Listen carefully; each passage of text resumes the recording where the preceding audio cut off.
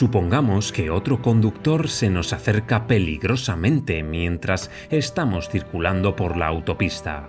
Aunque nuestro primer pensamiento reflejo sea, por ejemplo, maldito hijo de puta, lo que realmente resulta decisivo para el desarrollo de la rabia es que ese pensamiento vaya seguido de otros pensamientos de irritación y venganza, como, por ejemplo, ese cabrón podría haber chocado conmigo. No puedo permitírselo. En tal caso, nuestros nudillos palidecen mientras las manos aprietan firmemente el volante, una especie de sustitución del hecho de estrangular al otro conductor.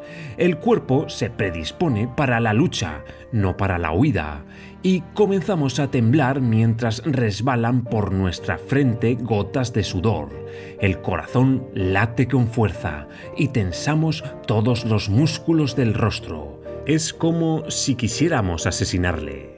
Entonces es cuando oímos el claxon del coche que nos sigue y nos damos cuenta de que, después de haber evitado por los pelos la colisión, hemos aminorado la marcha inadvertidamente y estamos a punto de explotar y proyectar toda nuestra rabia sobre este otro conductor.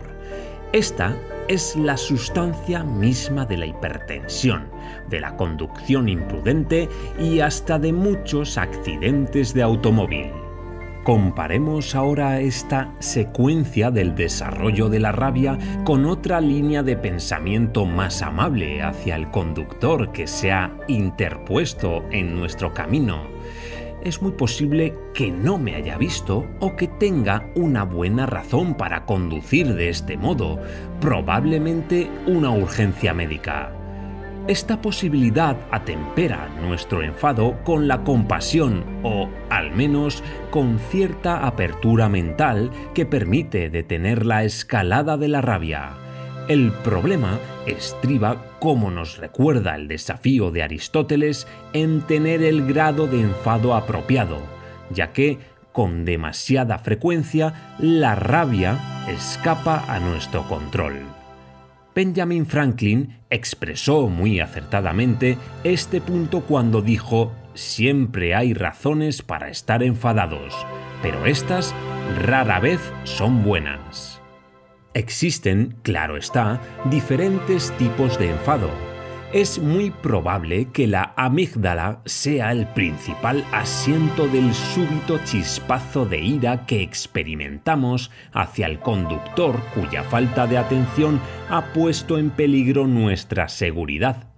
Pero, en el otro extremo del circuito emocional, el neocórtex tiende a fomentar un tipo de enfado más calculado, como la venganza fría o las reacciones que suscitan la infidelidad y la injusticia. Estos enfados premeditados suelen ser aquellos a los que Franklin se refería cuando decía que esconden una buena razón, o, por lo menos, que así nos lo parece. Como afirma Thais, el enfado parece ser el estado de ánimo más persistente y difícil de controlar. De hecho, el enfado es la más seductora de las emociones negativas porque el monólogo interno que lo alienta proporciona argumentos convincentes para justificar el hecho de poder descargarlo sobre alguien. A diferencia de lo que ocurre en el caso de la melancolía, el enfado resulta energizante e incluso euforizante. Es muy posible que su poder persuasivo y seductor explique el motivo por el cual ciertos puntos de vista sobre el enfado se hallan tan difundidos.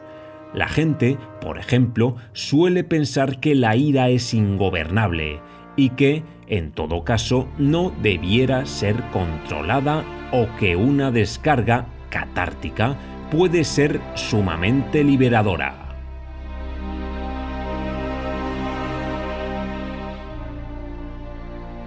El punto de vista opuesto, que quizás constituya una reacción ante el punto de vista desolador que nos brindan las actitudes recién mencionadas, sostiene, por el contrario, que el enfado puede ser totalmente evitado. pero una lectura atenta de los descubrimientos realizados por la investigación de Thais nos sugiere que este tipo de actitudes habituales hacia el enfado no solo están equivocadas, sino que son francas supersticiones. Sin embargo, la cadena de pensamientos hostiles que alimenta al enfado nos proporciona una posible clave para poner en práctica uno de los métodos más eficaces de calmarlo. En primer lugar, debemos tratar de socavar las convicciones que alimentan el enfado. Cuantas más vueltas demos a los motivos que nos llevan al enojo, más buenas razones y más justificaciones encontraremos para seguir enfadados. Los pensamientos obsesivos son la leña que alimenta el fuego de la ira, un fuego que solo podrá extinguirse contemplando las cosas desde un punto de vista diferente. Como ha puesto de manifiesto la investigación realizada por Thais, uno de los remedios más poderosos para acabar con el enfado consiste en volver a encuadrar la situación en un marco más positivo.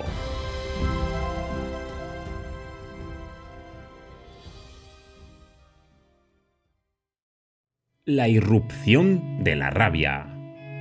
Este descubrimiento confirma las conclusiones a las que ha llegado Dolph Silman, psicólogo de la Universidad de Alabama, quien, a lo largo de una exhaustiva serie de cuidadosos experimentos, ha determinado con detalle la anatomía de la rabia. Si tenemos en cuenta que la raíz de la cólera se asienta en la vertiente beligerante de la respuesta de lucha o huida, no es de extrañar que Silman concluya que el detonante universal del enfado sea la sensación de hallarse amenazado. Y no nos referimos solamente a la amenaza física, sino también, como suele ocurrir, a cualquier amenaza simbólica para nuestra autoestima o nuestro amor propio, como por ejemplo sentirse tratado ruda o injustamente, sentirse insultado, menospreciado, frustrado en la consecución de un determinado objetivo, etc. Percepciones, todas ellas que actúan a modo de detonante de una respuesta límbica que tiene un efecto doble sobre el cerebro. Por una parte, libera la secreción de catecolaminas que cumplen con la función de generar un acceso puntual y rápido de la energía necesaria para emprender una acción decidida, como dice Silman, tal como la lucha o la huida. Esta descarga de energía límbica perdura varios minutos durante los cuales nuestro cuerpo, en función de la magnitud que nuestro cerebro emocional asigne a la amenaza, se dispone para el combate o para la huida. Mientras tanto, otra oleada energética activada por la amígdala la perdura más tiempo que la descarga catecolamínica y se desplaza a lo largo de la rama adrenocortical del sistema nervioso, aportando así el tono general adecuado a la respuesta. Esta excitación adrenocortical generalizada puede perdurar horas o incluso días, manteniendo al cerebro emocional predispuesto a la excitación y convirtiéndose en un trampolín fisiológico que provoca que las reacciones subsecuentes se produzcan con especial celeridad. Esta hipersensibilidad difusa provocada por la excitación adrenocortical explica por qué la mayoría de las personas parecen más predispuestas a enfadarse una vez que ya han sido provocadas o se hallan ligeramente excitadas. Por otra parte, todos los tipos de estrés provocan una excitación adrenocortical que contribuye a bajar el umbral de la irritabilidad. De este modo, después de un duro día del trabajo, una persona se sentirá especialmente predispuesta a enfadarse en casa por las razones más insignificantes, el ruido o el desorden de los niños, por ejemplo, razones que en otras circunstancias no tendrían el poder suficiente para desencadenar un secuestro emocional.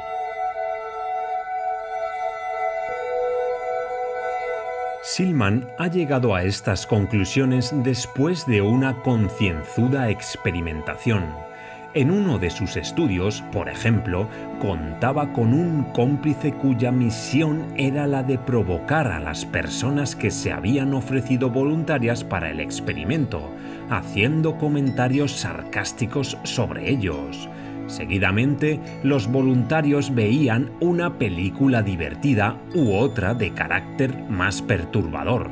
A continuación, se les ofrecía la ocasión de desquitarse de quien les acababa de criticar, pidiéndoles que valorasen lo que, en su opinión, debía pagársele. Los resultados demostraron claramente que la intensidad de su venganza era directamente proporcional al grado de excitación que habían experimentado durante la contemplación de la película. Así pues, quienes acababan de ver la película más desagradable se mostraban más enfadados y ofrecían las peores valoraciones. El enfado se construye sobre el enfado. La investigación realizada por Silman parece explicar la dinámica inherente a un drama familiar doméstico del que fui testigo cierto día que me hallaba de compras en el supermercado. Al otro extremo del pasillo podía oírse el tono mesurado y amable de una joven madre que se dirigía a su hijo con un escueto: «Devuelve eso en su sitio». «Pero lo quiero», gimoteaba el pequeño, aferrándose con más fuerza a la caja de cereales con la imagen de las tortugas ninja. «Ponlo en su sitio», dijo la madre con un tono de voz que comenzaba a traslucir una cierta irritación. En aquel momento, una niña más pequeña, que iba sentada en el asiento del carro, tiró al suelo el tarro de gelatina que estaba mordisqueando y, al derramarse por el suelo, la madre comenzó a vociferar. «¡Toma!», dijo furiosa mientras le daba un bofetón. A continuación, arrebató la caja de manos del niño, la arrojó al anaquel más cercano y, levantando a su hijo velozmente del suelo por la cintura, lo llevó a rastras pasillo adelante mientras empujaba el carro amenazadoramente. Ahora la niña lloraba y el niño pataleaba protestando: «¡Bájame! ¡Bájame!». Silman ha descubierto que cuando el cuerpo se encuentra en un estado de irritabilidad, como ocurría por ejemplo en el caso de esta madre, y algo suscita un secuestro emocional, la emoción subsecuente, sea de enfado o ansiedad, revestirá una intensidad especial. Y esta es la dinámica que invariablemente se pone en funcionamiento cuando alguien se irrita. Silman considera la escalada del enfado como una secuencia de provocaciones, cada una de las cuales suscita una reacción de excitación que tiende a disiparse muy lentamente. En esta secuencia, cada uno de los pensamientos o percepciones irritantes se convierte en un mini detonante de la descarga catecolamínica de la amígdala, y cada una de estas descargas se ve fortalecida, a su vez, por el impulso hormonal precedente. De este modo, una segunda descarga tiene lugar antes de que la primera se haya disipado, una tercera se suma a las dos precedentes, y así sucesivamente. Es como si cada nueva descarga cabalgara a lomos de las anteriores, aumentando así vertiginosamente la escalada del nivel de excitación fisiológica. Cualquier pensamiento que tenga lugar durante este proceso provocará una irritación mucho más intensa que la que tendría lugar al comienzo de la secuencia. De este modo, el enfado se construye sobre el enfado al tiempo que la temperatura de nuestro cerebro emocional va aumentando. Para ese entonces, la ira, ante la que nuestra razón se muestra impotente, desembocará fácilmente en un estallido de violencia. En este momento, la persona se siente incapaz de perdonar y se cierra a todo razonamiento. Todos sus pensamientos gravitan en torno a la venganza y a la represalia, sin detenerse a considerar las posibles consecuencias de sus actos. Este alto nivel de excitación, afirma Silman, alimenta una ilusión de poder e invulnerabilidad que promueve y fomenta la agresividad, ya que, a falta de toda guía cognitiva adecuada, la persona enfadada se retrotrae a la más primitiva de las respuestas. Es así como las descargas límbicas prosiguen su curso ascendente y las lecciones más rudimentarias de la brutalidad terminan convirtiéndose en guías para la acción.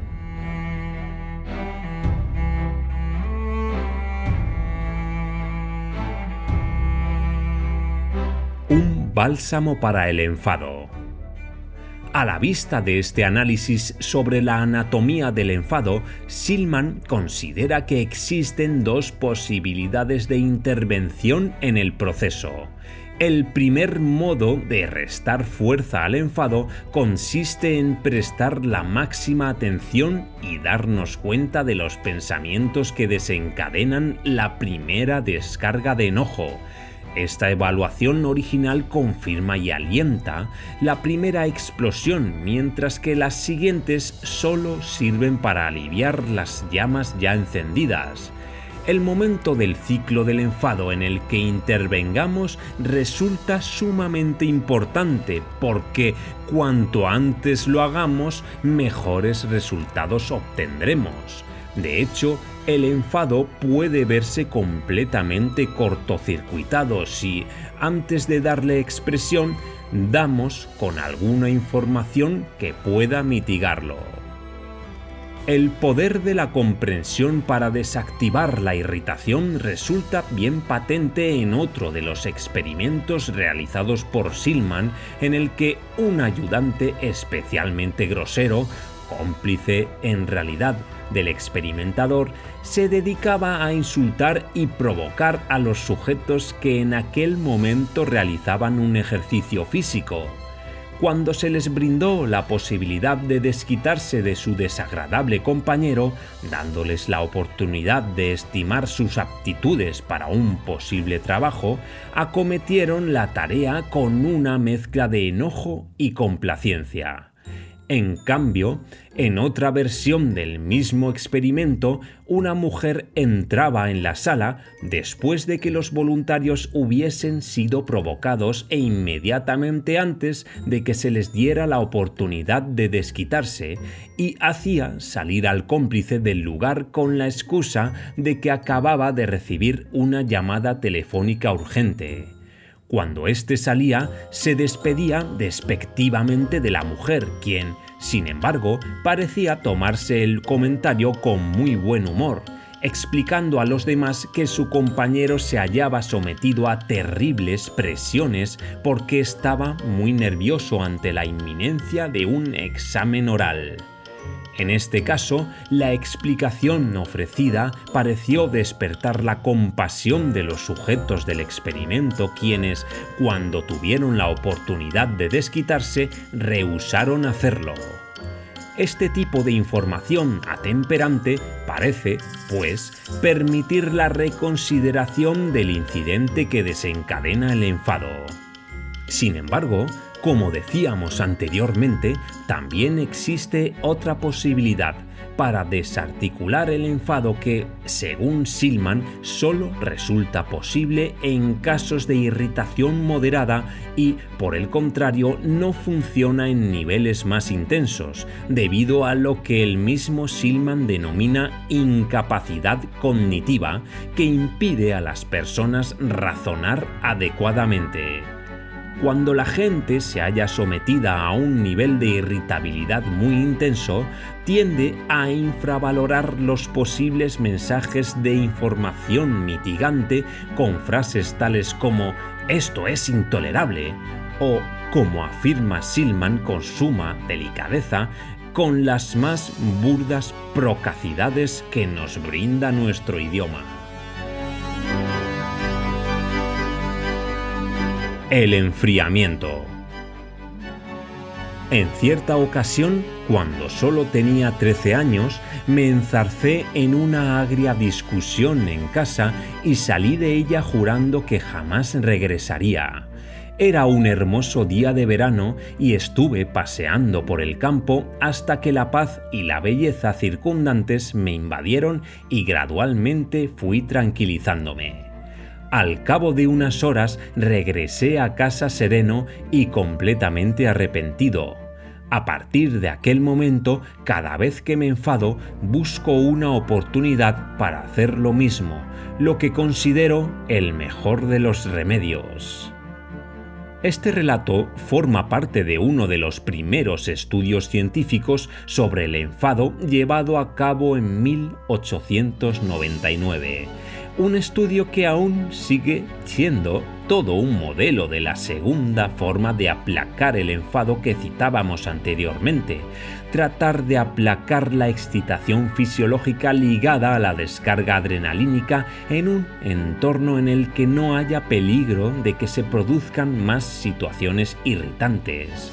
Esto supone, por ejemplo, que en el caso de una discusión, la persona agraviada debería alejarse durante un tiempo de la persona causante del enojo y frenar la escalada de pensamientos hostiles tratando de distraerse. Como ha descubierto Silman, las distracciones son un recurso sumamente eficaz para modificar nuestro estado de ánimo por la sencilla razón de que es difícil seguir enfadado cuando uno se lo está pasando bien. El truco, pues, consiste en darnos permiso para que el enfado vaya enfriándose, mientras tratamos de disfrutar de un rato agradable. El análisis realizado por Silman sobre los mecanismos que contribuyen a incrementar o disminuir la irritación nos brinda una explicación a buena parte de los descubrimientos realizados por Diane Tice acerca de las estrategias que la gente suele emplear para aliviar el enfado. Una de tales estrategias, claramente eficaz, consiste en retirarse y quedarse a solas mientras tiene lugar el proceso de enfriamiento. Para la gran mayoría de los varones, esto se traduce a dar un paseo en automóvil, una actividad que concede una tregua mientras uno conduce y que, según me confesó Tice, la hace conducir ahora con mayor precaución. Quizás una alternativa más saludable sea la de dar una larga caminata. El ejercicio activo contribuye a dominar el enfado y lo mismo puede decirse de los métodos de relajación, como, por ejemplo, la respiración profunda y la distensión muscular, porque estos ejercicios permiten aliviar la elevada excitación fisiológica provocada por el enfado y propiciar un estado de menor excitación, y también, obviamente, porque así uno se distrae del estímulo que suscitó el enfado. El ejercicio activo puede servir además para disminuir el enfado por una razón similar, ya que después del alto nivel de activación fisiológica suscitado por el ejercicio, el cuerpo vuelve naturalmente a un nivel de menor excitación. Pero el periodo de enfriamiento no será de ninguna utilidad si lo empleamos en seguir alimentando la cadena de pensamientos irritantes, ya que cada uno de estos constituye, por sí mismo, un pequeño detonante que hace posibles nuevos brotes de cólera. El poder sedante de la distracción reside precisamente en poner fin a la cadena de pensamientos irritantes. En su revisión de las estrategias utilizadas por la mayoría de las personas para controlar el enfado, Tice descubrió que las distracciones más utilizadas para tratar de calmarse, ver la televisión, ir al cine, leer y actividades similares, ponen coto eficazmente a la cadena de pensamientos hostiles que alimentan el enfado. No obstante, también tenemos que matizar, como ha explicado Tice, que actividades tales como comer e ir de compras no tienen el mismo efecto, ya que resulta sumamente sencillo proseguir con nuestros pensamientos de indignación mientras recorremos los pasillos de un centro comercial o damos buena cuenta de un pastel de chocolate. A estas estrategias debemos añadir las propuestas de Redford Williams, psiquiatra de la Universidad de Duke, quien trata de ayudar a controlar su cólera a las personas muy irritables que presentan un elevado riesgo de enfermedad cardíaca. Una de sus recomendaciones consiste en que la persona aprenda a utilizar la conciencia de sí mismo para darse cuenta de los pensamientos irritantes o cínicos en el mismo momento en que aparecen y, seguidamente, registrarlos por escrito. Cuando los pensamientos irritantes se han detectado de este modo, pueden afrontarse y considerarse desde una perspectiva más adecuada. Aunque, como Silman descubriera, esta aproximación es más provechosa cuando la irritabilidad no ha alcanzado todavía la cota de la cólera. La falacia de la catarsis. Apenas subí a un taxi de la ciudad de Nueva York, un joven que quería cruzar la calle se detuvo ante el vehículo a esperar que el tráfico disminuyera.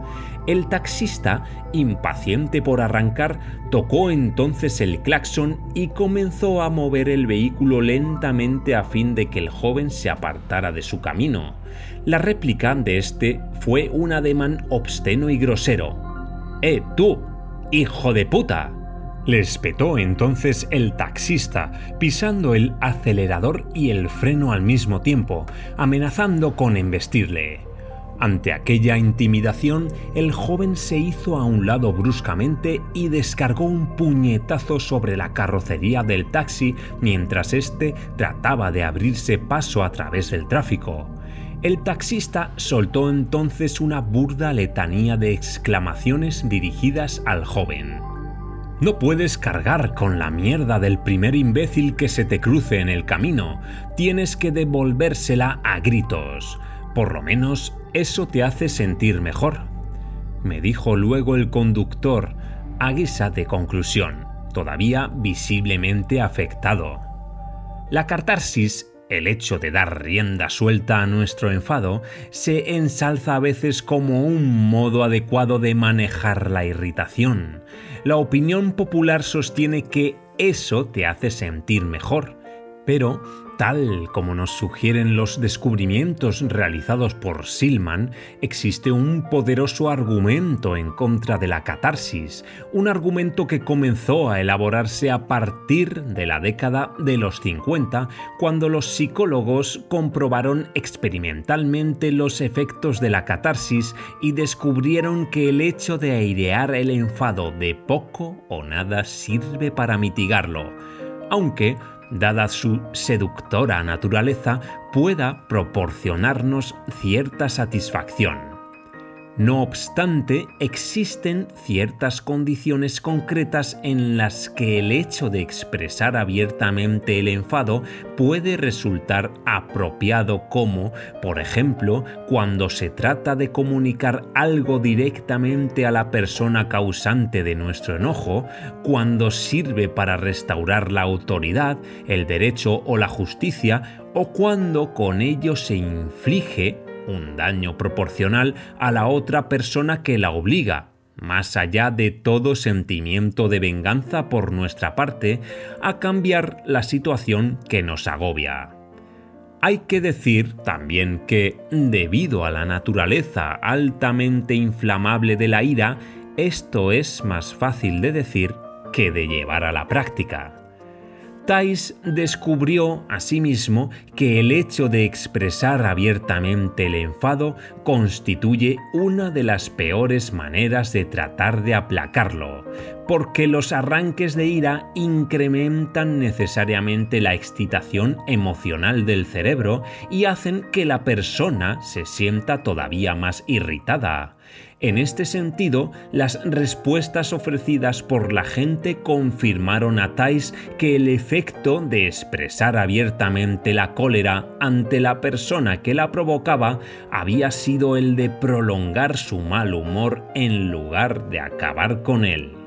Parece mucho más eficaz, en suma, que la persona comience tratando de calmarse y que posteriormente, de un modo más asertivo y constructivo, entable un diálogo para tratar de resolver el problema. Como escuché en cierta ocasión al maestro tibetano Chogyam Trungpa, cuando se le preguntó por el mejor modo de relacionarse con el enfado, ni lo reprimas ni te dejes arrastrar por él.